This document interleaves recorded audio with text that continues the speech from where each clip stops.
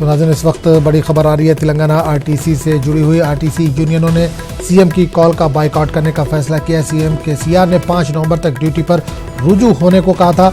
RTC joint action committee के सदस्य ए रेड्डी का बयान, जब तक हुकूमत हमारे मुतालबात पर बात नहीं करती है तब तक ड्यूटी पर रुजू नहीं होंगे।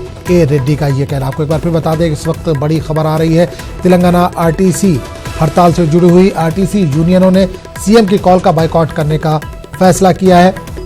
सीएम केसीआर ने 5 नवंबर तक ड्यूटी पर रुजू होने को कहा था। आरटीसी ज्वाइंट एक्शन कमेटी के सदस्य ए रेड्डी का बयान, जब तक हुकूमत हमारे मुतालबात पर बात नहीं करती तब तक वो ड्यूटी पर रुजू नहीं होंगे।